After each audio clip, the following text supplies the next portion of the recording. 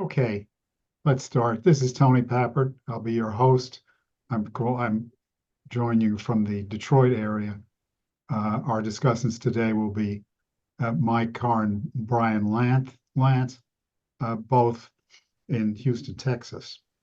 And the subject of the class is the space plank of the Republican Party 2024 platform, adopted in Minneapolis uh, and adopted in, Milwaukee, and personally edited by President Trump. And the space plank in particular is very clearly written by President Trump. There's never been such an ambitious space plank of any major party in US history, because I don't think when Kennedy ran for office, I don't think he ran on the moon program. That was a later addition.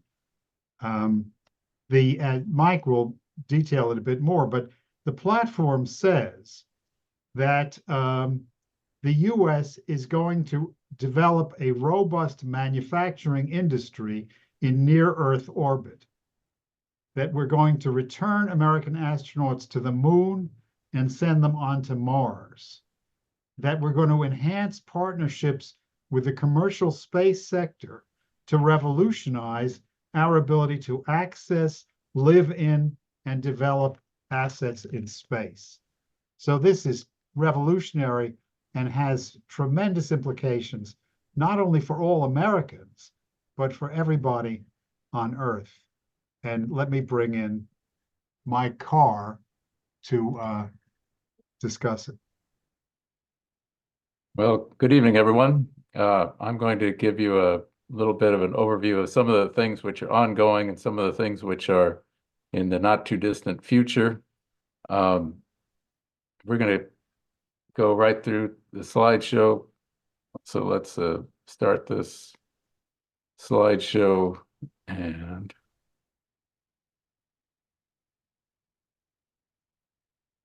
can you see that? Yep. Okay, very good. So,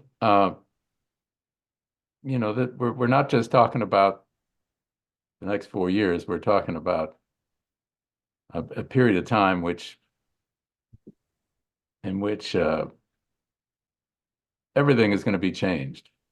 We're heading into a period of time in which the most change that people have experienced since the late 19th century, the beginning of the electrification and the automobile and that whole aspect of life. So let me just review first off the Republican platform. This is what Tony was just talking about, and it's entitled Expanding Freedom, Prosperity, and Safety in Space.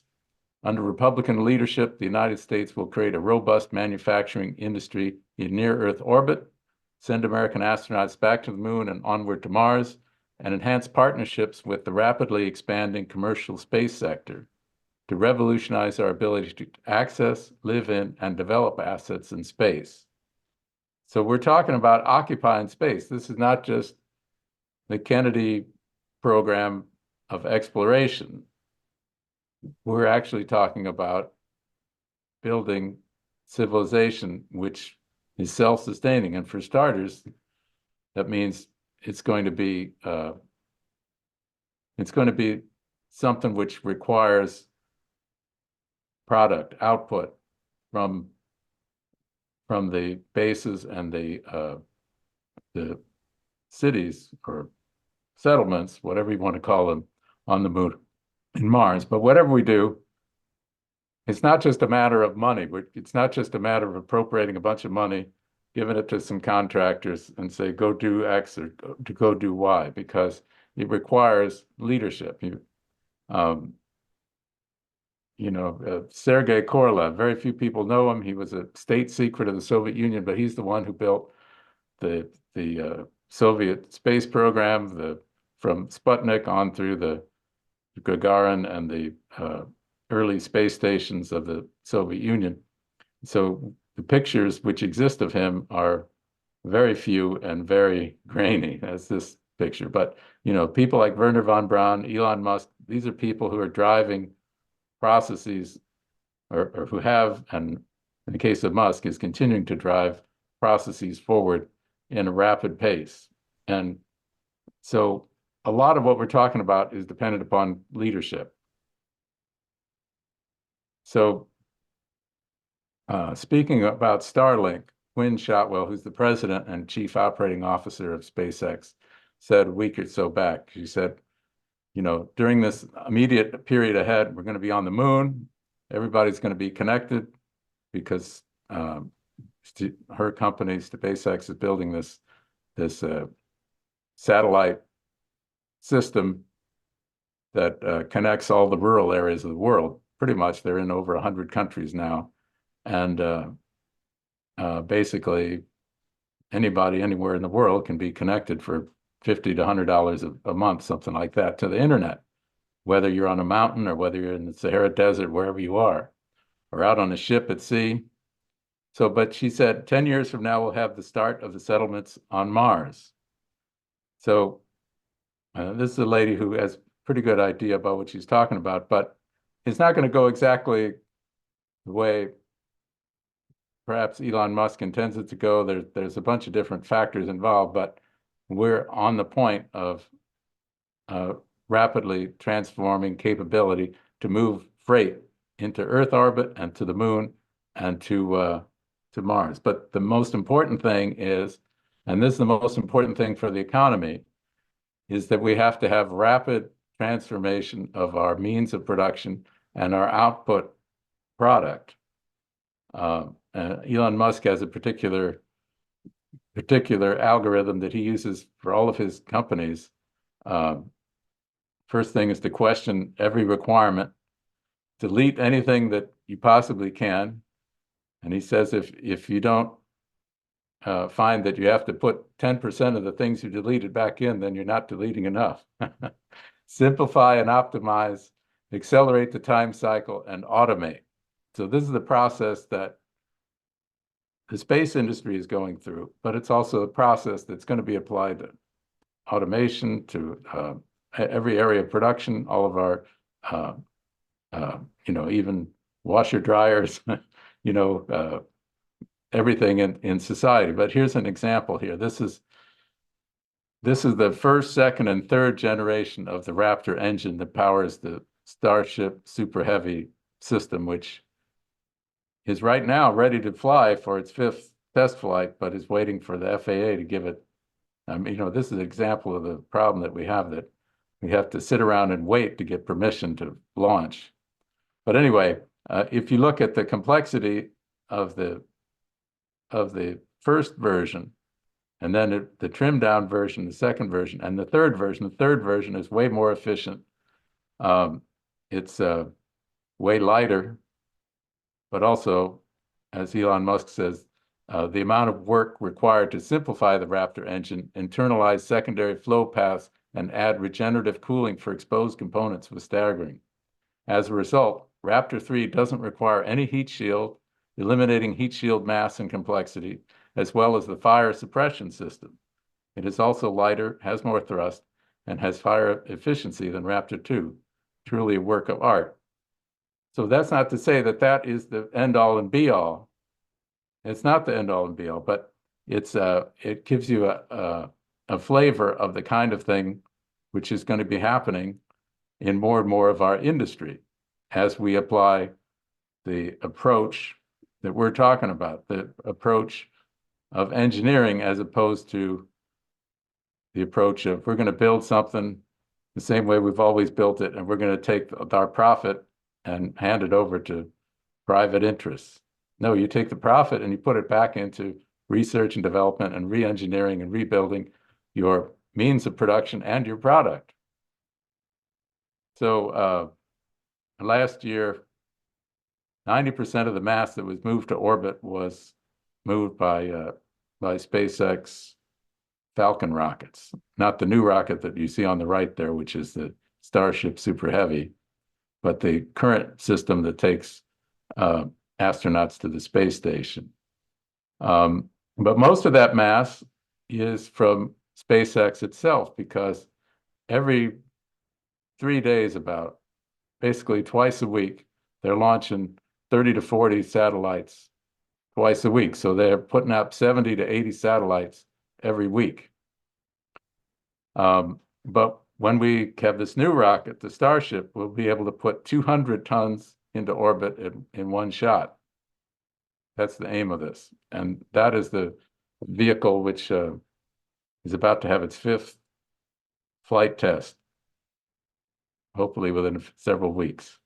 But he intends to get up to 1,000 Starships per year as a production rate and to move 1 million tons to Mars in 8 years, because he figures it will take 1 million tons of freight to be able to build a self-sustaining city on Mars. Now that's freight. Now it's okay to use chemical rockets to move freight, but I think we're going to have fusion rockets to send people, but we'll get into that a little later. So anyway, so the Republican platform, President Trump is talking about the private commercialization of space. Okay, so that SpaceX is not the only company that's providing launch capability. You have Astrospace, Firefly Aerospace, Rocket Lab, United Launch Alliance, Relativity Space, Blue Origin, Stoke Space, Northrop Grumman, and those are just a few. Okay, there are many more, and there are a bunch in China who are trying to get in on the action. There's even a couple in Europe, so it's a rapidly expanding group. But the thing which is important is that some of these companies are developing totally different approaches, which is how we make progress as society. So, for example, this is the Stoke Space engine test for its upper stage of its fully reusable satellite launcher system. So in this system, instead of having a heat shield, their system uses the liquefied propellant and liquid oxygen to absorb the heat from reentry. And then they use that heat to power rocket engines, which are run along the periphery of the vehicle. So it's a totally different approach to coming back from orbit as opposed to the SpaceX version or the version that's being developed by Sierra Space on the right there. That's the Sierra Space Dream Chaser, which is going to be launching to the space station either by the end of this year or the very early part of next year. But it is a winged vehicle, reusable winged vehicle, sort of like a mini space shuttle. This is a cargo version, but they intend to build crewed versions as well. On the left is another resupply spacecraft that goes to the ISS, and we have the SpaceX Dragon, and the Starliner is from Boeing. They're still working on that. That still needs some development, but eventually we're going to have at least 2 manned systems to get to the space station. We have the International Space Station, but it's heading towards retirement very soon. The contract was just let for SpaceX to develop the Space Tug to basically push it to be deorbited and brought down into the Indian Ocean sometime around 2030. But there are a bunch of other stations which are being built. So China has just recently put into orbit their space station, but there's a bunch of private space stations which NASA is working with to develop. The biggest one would be the Blue Origin Sierra Space Orbital Reef Station. There's also Voyager Space's Starlab, which is a smaller system. And then, of course, NASA is going to build a space station around the moon called the Lunar Gateway. But that's a separate thing. Then there are also private companies who are developing systems for small factories to be put into orbit for periods of time and then to be brought back. One company is called Varda. Space Forge is another one. That's in the UK. There are a couple of companies that are working to develop asteroid mining capabilities, Astroforge and Karman Plus. But these are just a few highlights. There are many, many companies that are involved in all of these things. So this is an artist rendering of the Axiom station, which will at first be mounted onto the International Space Station. And then when the International Space Station is set to be deorbited, it will separate and operate as an independent space station. So that's one approach.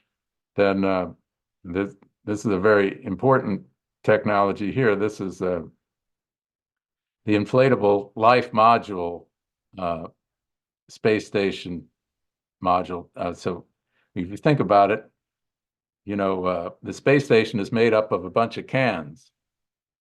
They're big cans, but they're still cans. And so they have limited space inside. But if you use an inflatable module, you can take up something which is maybe a fourth the size and blow it up 4 times as big as the circumference of the vehicle that you launched on. So this is a very interesting technology, and it also has application for bases on the moon or Mars and so forth. But it's part of the bigger of the new space stations which are under development. So then there are also the private human launches to space. There have been 3 Axiom private human missions to the International Space Station, and there'll be another one next year. That's the same company that is building that large Axiom space station, the one that will be the first private space station, the one that's going to be attached to the ISS.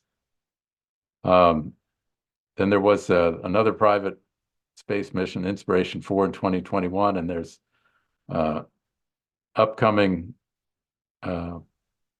sometime in the next few weeks, actually, the first of the Polaris program missions, the Polaris Dawn mission, in which they will have the first test of the SpaceX extravehicular spacesuit, because the spacesuits that have been worn recently have been spacesuits which are simply to maintain the temperature and pressure inside a spaceship in case of loss of air pressure. But it's a totally different thing to have an EVA capable spacesuit that's able to handle the radical changes in temperature between the sunlight and the darkness from the shade up in orbit, for example. So, and then these are the 2 NASA contracted lander systems being built by 2 private companies, the SpaceX one on the left and one from a consortium of several companies on the right. This is the new lunar spacesuit, which Axiom has been building. Axiom is that same company that's building that first private space station, and that's had those 3 private missions to the space station so far. So anyway, so among the problems to be solved, besides the problems of energy and propulsion, are questions like electrostatic repulsion of lunar dust, because lunar dust is not like dust on the Earth. The Earth dust gets blown around, sharp corners get rounded. The dust on the moon is extremely sharp. A lot of it is glass. And as you can imagine, it caused a lot of trouble during the Apollo program. And so if we're going to be operating on the moon for long periods of time, we have to have ways to deal with the dust. So there are various electrostatic repulsion proposals and ideas. We'll have to see how they work, but that's one of the 6 areas that have to be conquered, really, to be able to have extended operations on the moon. But they seem to have worked on. But anyway, so the question, when we're going out to actually spread civilization, we're not just exploring. If we're actually going to settle down on the moon and Mars, we have to ask the question, so once you get up to the moon, what's different about the moon? Well, there's a bunch of things, but what's advantageous? What are the things on the moon that would give the moon a competitive advantage or a reason to be there to produce something as opposed to producing the same thing on the Earth? Because you see, once you get up to geostationary orbit or the moon, you can pretty much go anywhere in the solar system with hardly any energy required. So from the moon, for example, we can use, instead of having to use a rocket to launch from the moon, we can use an electromagnetic launcher system, which can provide enough energy to get up to lunar orbit from the surface of the moon. So we don't even require much in the way of rocket fuel. We can do that electrically, and everything that's electric allows us to use nuclear power, fusion power, allows us to put concentrated, efficient energy systems to use without having to use liquids. So anyway, so the question is, what does the moon have to offer in exchange for all of the investment that we're going to be making from the Earth? Well, they have some degree of water. We don't really know how much or how difficult it is to get that water, but there's a lot of water. We've got aluminum up there. We got oxygen up there because they have all these oxides of metals. But we have a lot of aluminum, we have a lot of iron, a fair amount of magnesium, and even a fair amount of titanium. And titanium is very hard to come by here on Earth. And the other thing is that if we have people operating in Earth orbit or going on to Mars, we can establish farms to grow food on the moon underground. I mean, we could do some of this above ground, but basically you want to do things. Most of our activity is going to have to be shielded from the radiation, which hits the surface all the time, and from the temperature differentials between day and night, because the temperature differentials are way above what we would want to tolerate for our buildings on a permanent basis. So anyway, we can grow food. We can grow some food in orbit in microgravity, but it's much simpler and easier to attempt to grow it where you have some gravity. And there is some gravity, 1/6 gravity on the moon. So we can grow various kinds of crops, but we can also grow fish, which would be an excellent source of protein and could conceivably, and you know, these are speculative ideas, but it seems to me that given the tyranny of the rocket equation, where you can only get a couple % of your initial mass into orbit, that getting something from the moon to Earth orbit or to lunar orbit or to Mars will be way cheaper physically in terms of physical effort required to move that food up there. So simple manufactured parts of metals, certain kinds of foods could be produced on the moon and be more economical than shipping food or certain metal parts from the Earth to those places.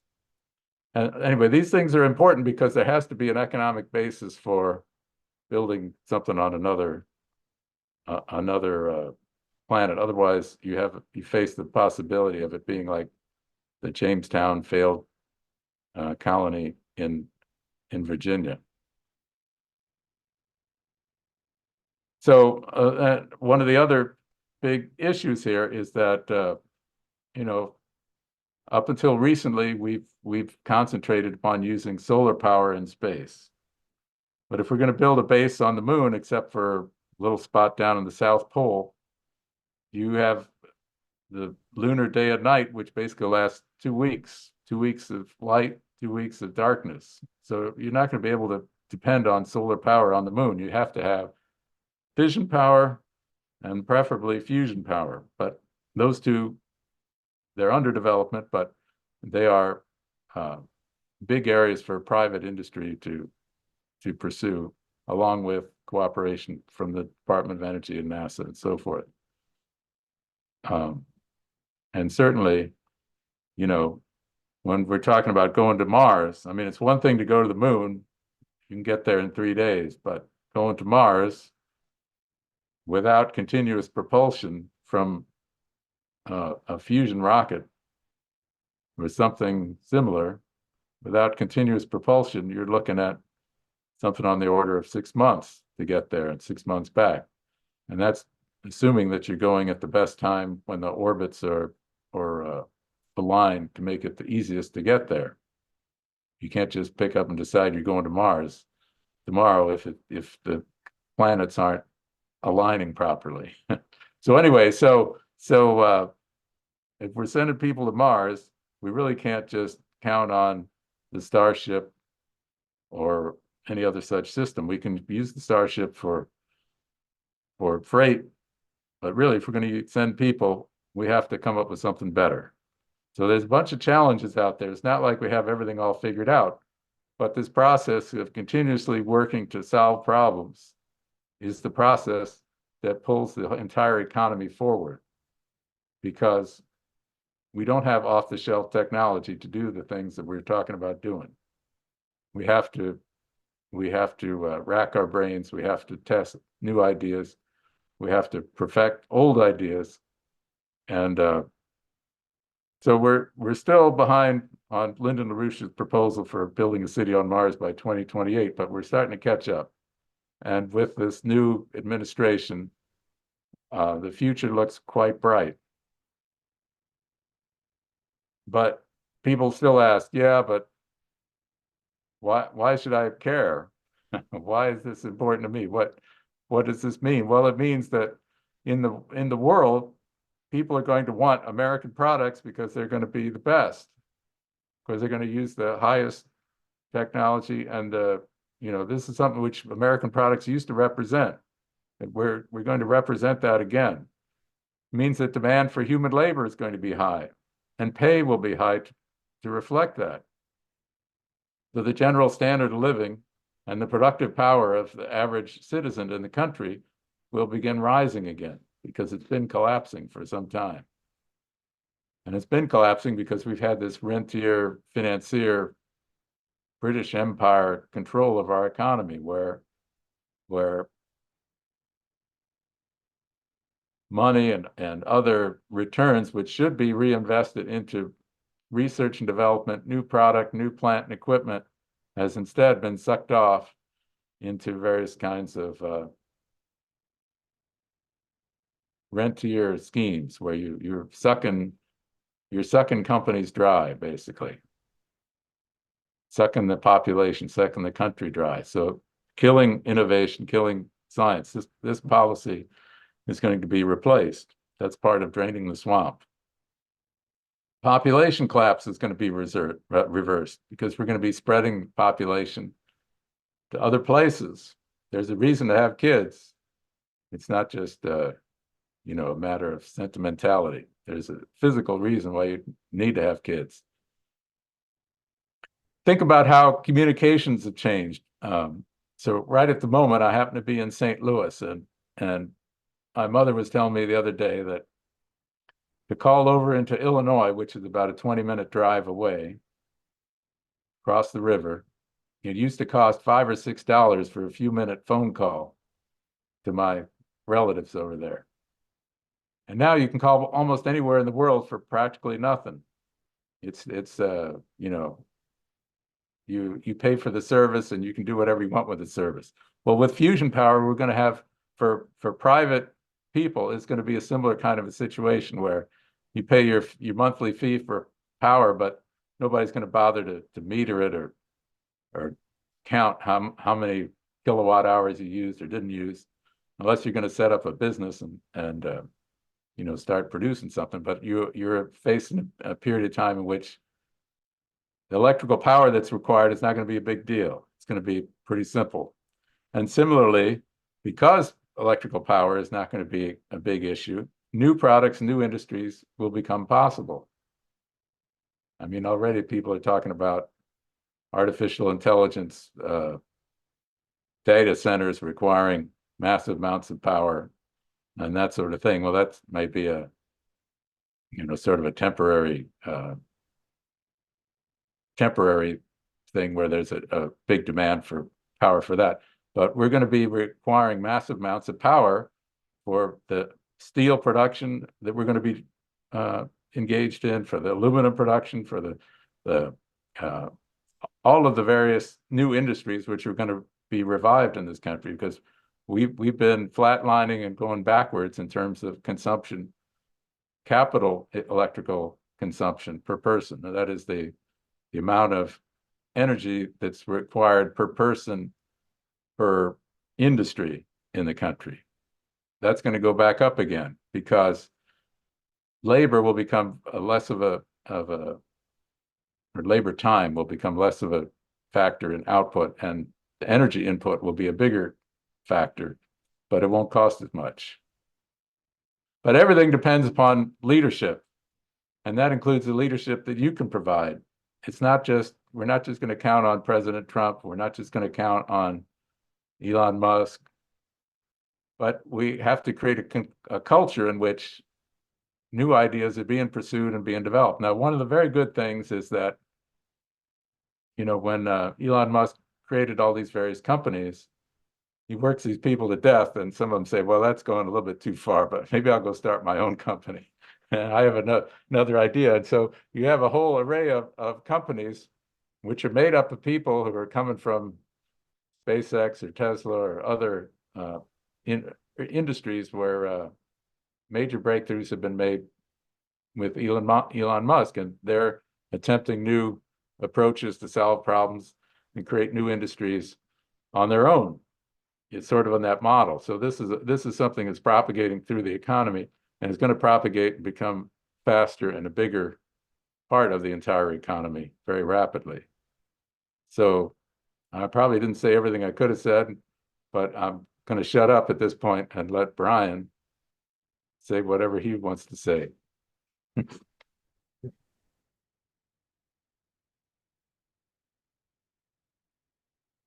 Okay.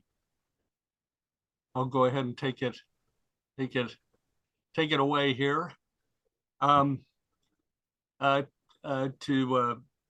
start with, I just would remind folks that Donald Trump issued 6 directives on space policy directives in his first term in office. And the last one was on the development and use of space nuclear power and propulsion systems. And that was nuclear, both in the sense of fission and fusion. If you can go to the first slide, or the, Mike, if we can. Yeah, okay.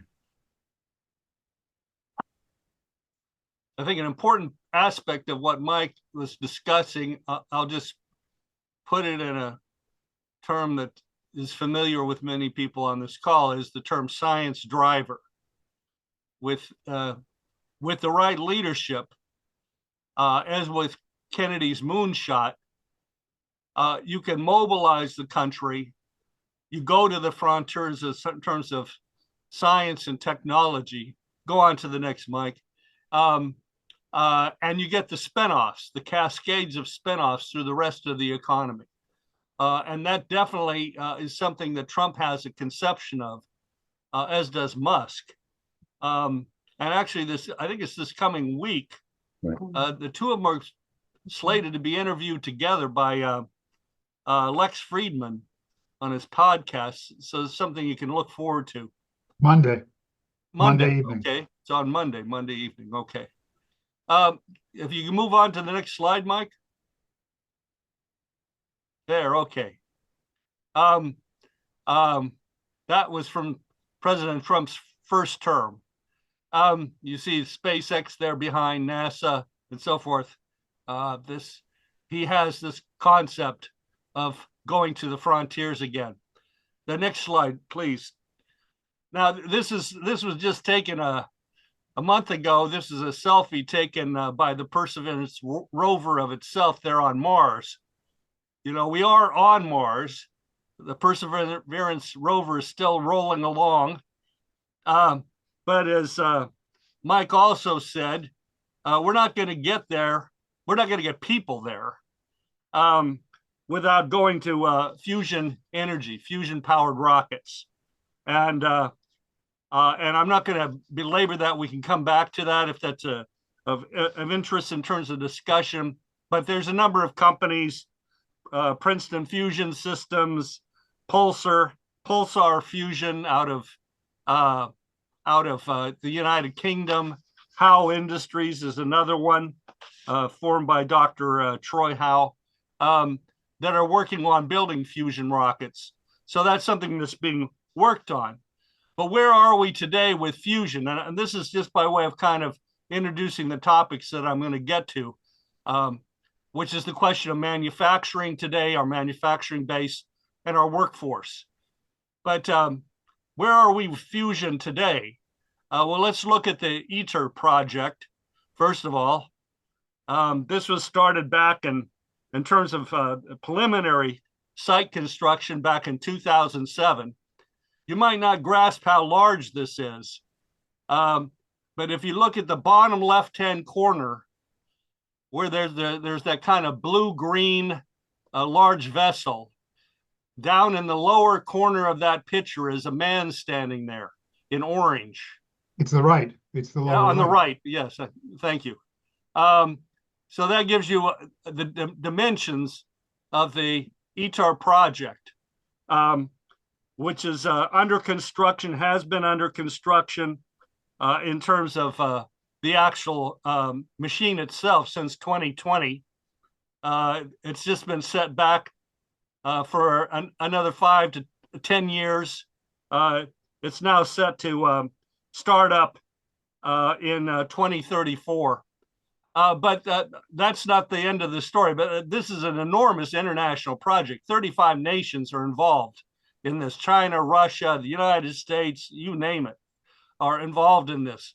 But the next slide, we now have a multitude of companies here and abroad that are working on fusion energy to bring fusion energy to the grid. And of course, then other applications follow. So fusion is a science driver alongside the space program.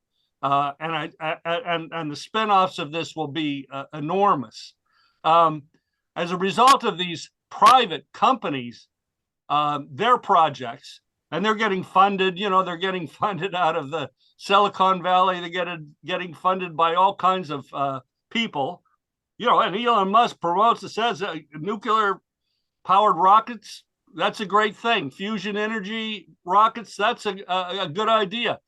He's not investing in them. He's got his hands full as it is, developing rocket engines that, you know, had already been developed before, but taking them to the next level. But because of these private companies, now you can go on to the next slide, Mike. This is an example of what we now have. Spark, which is being built by Commonwealth Fusion. It's a spin-off out of MIT. Spark is being is currently forecast to produce its first plasma by the end of 2025. We'll see how that turns out, but they're pretty optimistic. They've got these new superconducting magnetic coils made with REBCO. That's a rare earth barium copper oxide. It's an acronym for that, REBCO. And that don't require the frigid temperatures of other superconducting magnets. And so, and you look at the size of that person standing there, or that, you know, this is a diagram, obviously, a drawing or rendition, but the size of the person there, and you get the size of the reactor. And there's Helion, and there's other companies, many others as were listed there in that prior slide. So fusion, we're moving ahead with fusion. Now, from there, I really wanted to turn directly to the question of manufacturing. With a specific question, you can call it a rhetorical question, but it's a real serious question for us to answer. And this is an important aspect of Trump's election, the necessity of Donald Trump being elected in November, and of him being able to lead the country effectively once he's elected, with the support of the American people and a majority in the Congress. The question is, can we build to scale? You can build we may very well get fusion to the grid by 2030 in terms of initial project. The National Academy of Sciences, Engineering, and Medicine believes we can. Whether it's that date or otherwise, to get one reactor providing electricity to the grid is one thing. To have one Elon Musk and one SpaceX getting us to low Earth orbit and then later to the moon, well, that's one thing. But to have a functioning national economy that can lift everyone, a kind of rising tide that lifts all boats. To borrow an old New England saying, often attributed to John F. Kennedy, this is going to take a lot more. And I want to just utilize a quote here from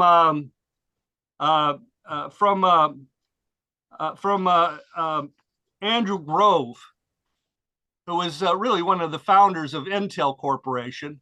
He's passed away now. But in 2010, he emphasized the critical nature of rebuilding the U.S. manufacturing base and attacked the outsourcing that was going on of American know-how, that America was building, coming up with great ideas, coming up with patents, coming up with designs, coming up with prototypes, but then it was shipping it abroad. And I'll just read from a Bloomberg piece that in July 6th, or excuse me, July 1st of 2010, if you want to look it up, you can find it online, Andy Grove. He said in part, however, our pursuit of our individual businesses, that is the obvious narrow profit motive that businesses are guided by, whether they're manipulated by Wall Street or otherwise. Nonetheless, he says, however, our pursuit of our individual businesses, which often involves transferring manufacturing and a great deal of engineering out of the country, has hindered our ability to bring innovations to scale at home. Without scaling, we don't just lose jobs, we lose our hold on new technologies. Losing the ability to scale will ultimately damage our capacity to innovate. As I've discussed here before, what he's talking about, certainly at least in part, is the very process of bringing a product to market, the scaling process. How do you take a design? How do you take a breakthrough more fundamentally in terms of science, in terms of recognition of a new scientific principle or a new application of a scientific principle, physical principle? You convert that into a prototype, but that doesn't bring it to market. That doesn't begin to get it manufactured. And the whole organization process, supply chains, bill of materials, and all of that, as Elon Musk has said, for one, it's 10,000 times more difficult to bring something to scale than it is to produce a prototype or two or three. In that process of actually bringing a product through this scaling process, manufacturing, people up and down that process make new discoveries. They're working with a new concept. In working with it, they make their own discoveries, new applications. They found new, unique solutions to materials problems in terms of materials science, and on and on and on. And just as folks out of Elon Musk's companies have spun off to start their own companies, likewise, people out of this manufacturing process spin off to start new companies, their own subcontracting companies, and so on and so forth, to develop these new concepts, unique concepts that they discovered along the way. In other words, the discovery didn't just start at the beginning. Aha, here's an idea, I'm making a prototype. It then occurs throughout the entire chain of production. And we've lost that. Andy Grove is saying you lose that. I'll just add to this. He goes on to add a little bit later in the same article. He goes on to say, the first task is to rebuild our industrial commons. We should develop a system of financial incentives, levy an extra tax on the product of offshore labor. If the result is a trade war, treat it like other wars. Fight to win. Keep that money separate. Deposit it in the coffers of what might be called the scaling bank of the United States, and make these sums available to companies that will scale their American operations. Such a system would be a daily reminder that while pursuing our company goals, all of us in business have a responsibility to maintain the industrial base on which we depend and the society whose adaptability and stability we have taken for granted. Very much going to the concept, at least in broad brushstrokes of a national bank or a Reconstruction Finance Corporation concept. But the losing of the ability to scale up. If Mike, you could go to the next slide. Now, this is from a 2023 report from the General Accounting Office. There's another one from the Congressional Budget Office as well on the same topic. If I hope it's clear to you there. You know, you've got two cliffs there, and between them you've got this little bridge across it. All right, a suspension bridge between those two cliffs, and that in between there, it's labeled the Valley of Death. On the one side, on the left, it's called technology investment, and on the right, product development. Now, this is a 2023 report. This what Andy Grove was talking about in 2010, what Lyndon LaRouche as an economist was pinpointing and discussing in the 1990s. This is now an ongoing subject of serious worry and consideration, not just in the defense sector, but throughout among those people who are seriously concerned with the national security of the United States. The Valley of Death. That is, again, we make technological investments. In this case, they're talking about the Department of Defense and the military making investments. Say, for example, hypersonics. Just for an instance, you know, they might get as far as coming out with a technology feasibility study and results. But then they've got to develop and demonstrate, and it breaks down. The system breaks down.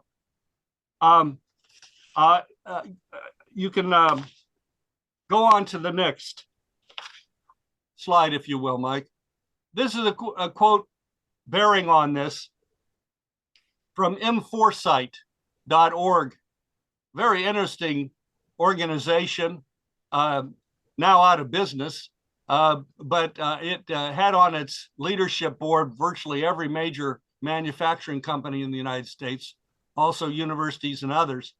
But this is from a study they did, I think this was in 2020, well, an article that accompanied one of their studies. It's looking at investment. What is the level of federal investment in manufacturing technology, and how does that compare with other countries? So you see, we're kind of drilling down here from Mike Carr's presentation on this future and these leading ideas and so forth. But now we're looking at this from the standpoint of, okay, well, what's going to allow us to cross that valley of death, or fill in that valley of death and get rid of it. Here is manufacturing R&D funding in other nations. How does U.S. federal funding compare to its competitors? Germany's and South Korea's public manufacturing R&D budgets are nearly 5 and 7.5 times bigger, respectively, even as the U.S. economy is 5 and 12 times bigger. And he says, you know, we're only looking at scratching the surface of this. You know, the Germany's Fraunhofer Institutes, Taiwan's Industrial Technology Research Institute, but this is only scratching the surface because there's a lot of other avenues of their government investment into research and development, not just research, but development, and explicitly bringing the process through scaling to manufacture. And of course, he says we don't have a clue, we don't have a handle on what actually the total is in terms of Chinese investments, the Chinese government, People's Republic of China's investments. So this mforesight.org, they've maintained their website. You can go there, read their studies, very useful material. So I think I've said enough on that topic. We can come back to it, but we have a real problem. We have a real problem because we've hollowed out our manufacturing base. And another aspect of that, which can be solved, but another aspect of that problem that's got to be dealt with is we've got to develop our workforce, the skilled, creative, high-wage workforce in this country again, that can man an advanced manufacturing nation, an advanced manufacturing and industrial nation. To just step back, you know, we've got only less than 10% of our workforce is in manufacturing today, as opposed to topping out at around 40% in the post-World War period. We have less than 30% of our population is involved in any form of, or workforce, are involved in any form of industrial production. You know, that's energy, the grid, transportation, agriculture, other areas outside of manufacturing itself. Construction is included and so forth. Less than 30%. The rest is overhead. Some very necessary overhead, as we've often discussed, as economist Lyndon LaRouche delineated. But a great deal of that is simply parasitical overhead. Is waste. It's part of the financialization process that took over and preyed upon the economy, that convinced everyone that outsourcing was a good deal in the short run. Well, the consequence is there's a lot of debt, and that debt has to be kept track of, the financial paper. And we have a speculative bubble of financial derivatives globally of quadrillions of dollars and so forth. You know, it's a hollowed out economy here, particularly in the United States. So how do we? So we have to not simply create, again, skilled people to work in manufacturing and industry, we've got to move a lot of people over the course of a generation out of what would otherwise be service jobs into high wage, creative, productive jobs that are producing jobs for the country. I think maybe a concrete example will help here. The Aeronautics Industry Association, which is the consortium of aerospace and defense and companies, put out a study last May of 2023, titled "On the Radar: Evolving Workforce and Aerospace and Defense Firms' Needs." All right. This is just in part what they say. High rates of retirement age workers pose another significant challenge on the horizon for the aerospace and defense industry. Research shows that over 29% of the industry's workforce is over the age of 55, creating waves of retirement impact that will last 10 to 20 years into the future. These retirements will create a projected gap of 3.5 million workers by 2026. That's 3.5 million workers in aerospace defense alone. That's gives you maybe a more grounded sense of what I'm getting at in this part of the discussion. Now, President Trump and Vice Presidential nominee J.D. Vance clearly want to develop the workforce. J.D. Vance's Hillbilly Elegy, I really recommend the book. Spoke to the destruction of the workforce, in his area of Ohio. That book came out in 2016. This has been an ongoing process over decades.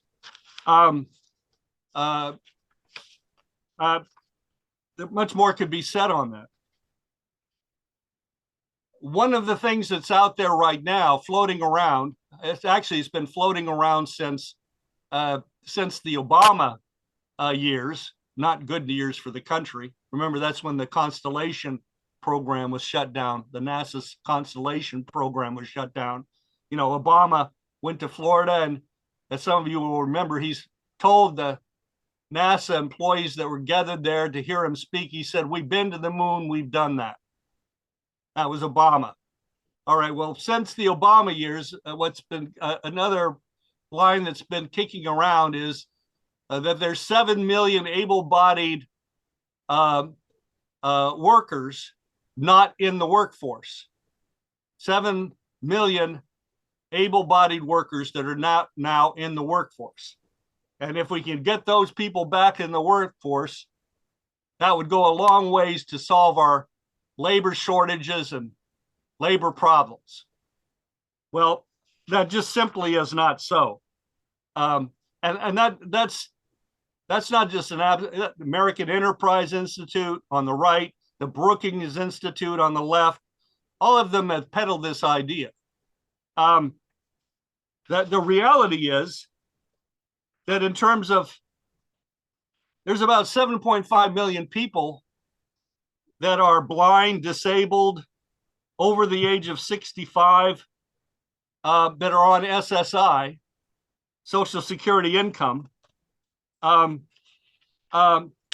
average age of a disabled worker on Social Security income is 55.6 years old. That's the average age. And you think of all the years between 18 and 55.6, and the few years between 55.6 and 64, 65, you realize that average means that a lot more of those workers are over 55.6 than are younger, a lot more. So that's one aspect. Another aspect is, well, there's the story. Well, another cohort of these unemployed workers, or these would-be workers, could-be workers, are on SNAP or on food stamps. Well, even the American Enterprise Institute's Brent Orrell comments on this, and this very much goes to the hillbilly elegy narrative, that these folks are these single males that are on SNAP, and there is a number of them. On paper, a couple million. Well, what are they? Well, they have no high school diploma. They don't have a GED. Largely illiterate. Failing health. Drug problems, alcohol problems, opioid addiction. In other words, you've got a large cohort of people, of young people, that have been kicked to the curb. And among those disabled workers, or those people that aren't disabled but have left the workforce, blue-collar workers, keep in mind that we've been through a process of deindustrialization in this country, in which wages for blue-collar workers have been steadily declining, in which the job options have been shrinking. And so we've created the conditions under which many men have left the workforce or leave it at an earlier age, for those sorts of reasons. And many of these, particularly young men and young women, have criminal records. To give you some idea of this, it's estimated by the Brennan Center that 1/4 of Americans have some kind of criminal record, that half of black males and 40% of white males are arrested by the age of 23. And as the AEI itself reports, these records impede employability and aggravate skill deficits. That's the least of it. So what's required here, and J.D. Vance and President Trump are serious about this, is we're going to require something on the order of a space CCC program, a modern day CCC program. You can go to the next slide, Mike. So here you see an example of a CCC camp from the 1930s. This is in the Lassen National Forest in California. And I'll come to this a little bit more in a second. But I proposed a 2-tier space CCC program for the United States that just as in the 1930s, coming out of the Great Depression, we had millions of young Americans without jobs, without incomes, that were illiterate, that had been through the meat grinder of the Dust Bowl, and then the Depression itself. And in 1933, Franklin Delano Roosevelt, with broad support, created the Civilian Conservation Corps, which provided enormous resources, produced enormous goods for the country in the course of less than 10 years. What I'm proposing today, and I presented this to the Workforce Commission of the first Trump administration, is a 2-tier system. The first tier would be a space CCC. One of I think the missing elements in thinking about the question of employment, and that includes shifting a lot of people out of the so-called gig economy, young people, into vastly more productive jobs, is that the potential that exists within a revived space program to affect a powerful positive impact on both the composition of the workforce and our overall culture. That is, we can fire the imaginations.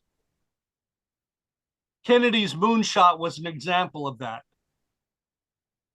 The entire nation was drawn to the vision that Kennedy presented to go to the moon within the decade and return.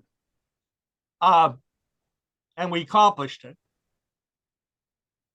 We superseded the Russians in space, the Soviet Union at that time. The country was galvanized. In the same sense, a space effort today around Project Artemis, around the science drivers of space itself, the frontiers of space, the settlement of space, and of the development of nuclear and fusion energy, fusion-powered rockets, the potentials of what Mike Carr laid out at the beginning of this presentation.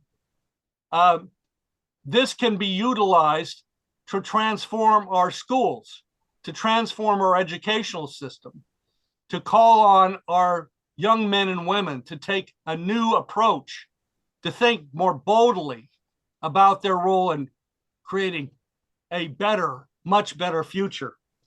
I want to, a tier two, a tier one would be a CCC, but not devoted to forests and conservation, but linked to the Army Corps of Engineers infrastructure projects, combining campuses of study, or camps as they were called in the 30s, with these projects, and the private contractors building large infrastructure projects, power plants, nuclear power plants, water projects, and so on. Infrastructure in the cities, rebuilding our cities as President Trump has called for.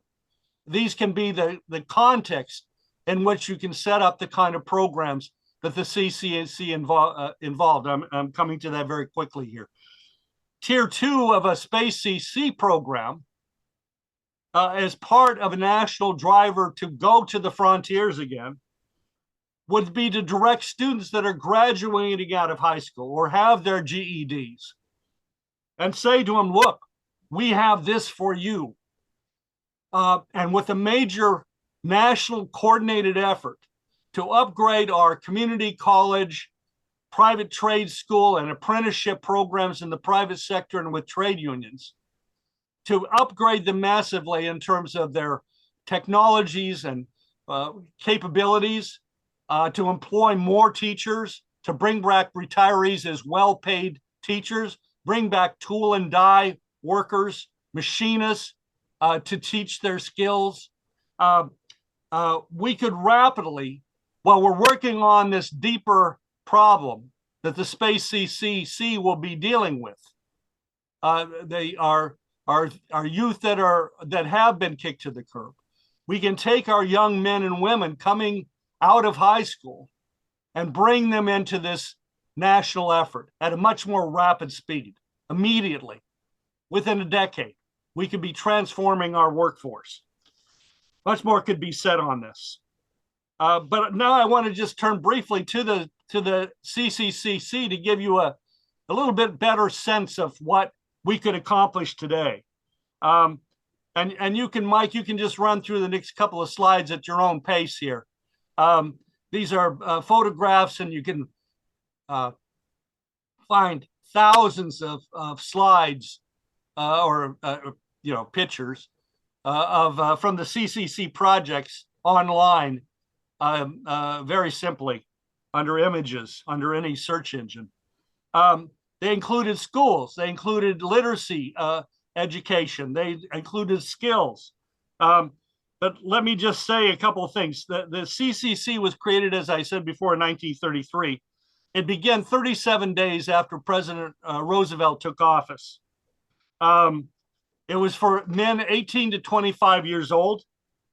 They generally had to be on some form of relief, which was localized at the time. Go back to the last slide, Mike. We'll come back to that one. 500,000 men at the peak were involved, roughly 300,000 plus a year, but peaking at around 500,000 in 2,600 camps, even more at a certain point around the country. The jobs were out west. The people that were unemployed tended to be back east and in the Midwest. The only capability to move people to where the jobs were was the U.S. military. And it was the U.S. Quartermaster General, the U.S. military more generally, that provided the logistics, both for initially setting up of these camps, and these camps moved as well, but also for staffing them and supplying them. In terms of the officers that ran these camps, they were military men, not just from the U.S. Army, but from Navy, Marines, and so forth. When they enrolled, coming out of relief, 70% of the enrollees were malnourished and poorly clothed. 38% had less than 8 years of school. 48% did not complete high school.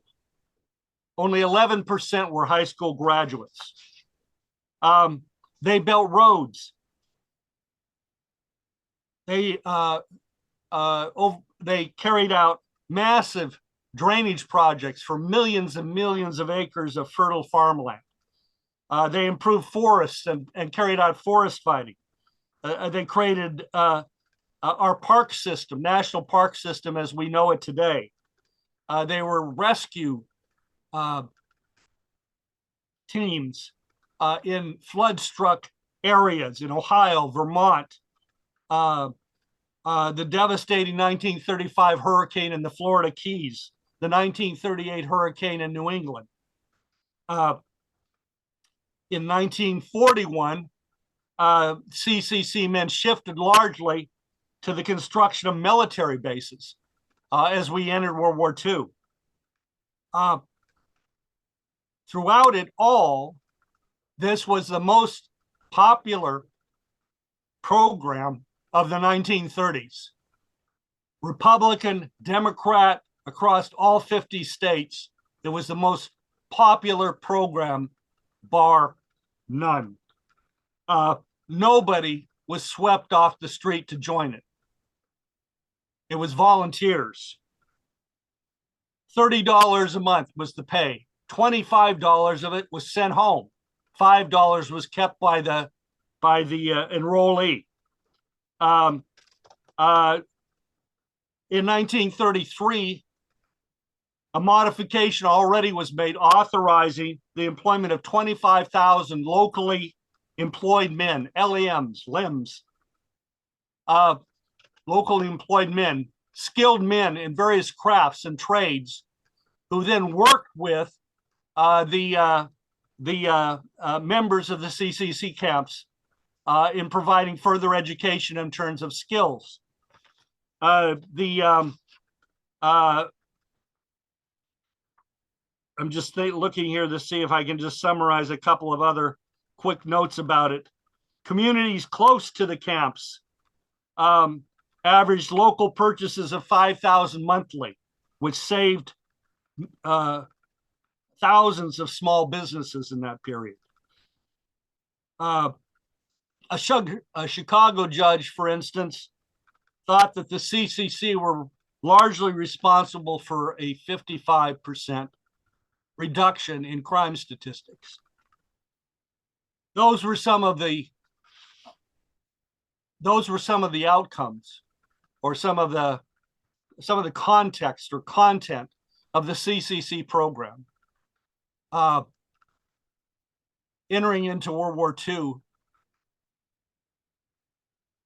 many of these young men became officers, first as corporals and so forth,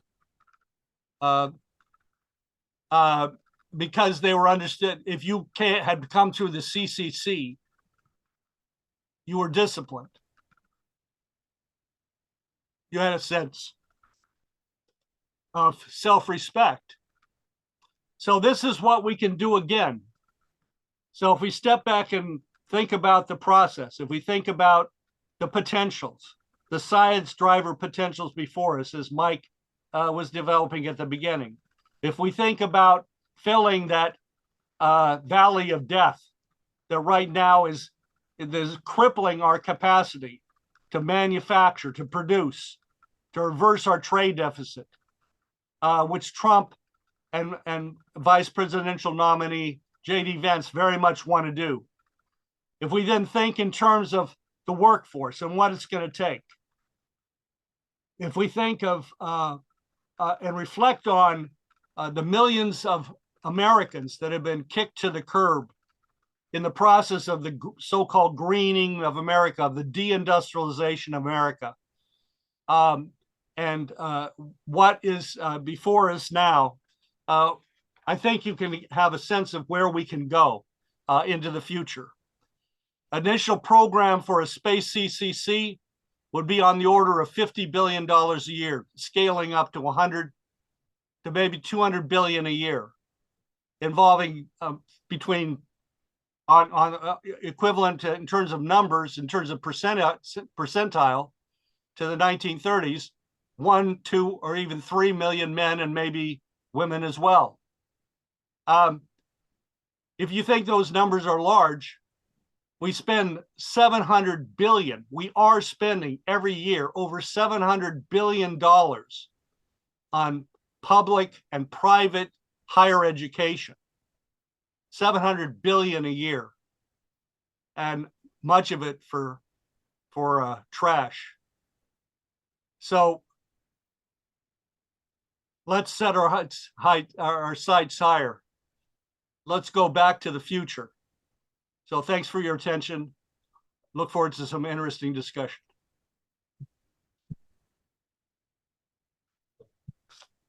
Yeah. So before we go to questions, I just want to say one quick thing here. Don't forget to subscribe to our Promethean Action website. It's free, but consider supporting us with a paid subscription. It's like having a backstage pass to scientific insights. And we produce physical economy, science, and technology newsletter on a regular basis, plus many other perks that you get with paid subscriptions. Thank And you. Mike edits a technology newsletter, which if you were interested in his presentation earlier, you can get something like that every week to 2 weeks if you subscribe. So, you know, this is very inspiring picture for the renewal of our country, in my view. Please raise your hand if you'd like to participate in the discussion.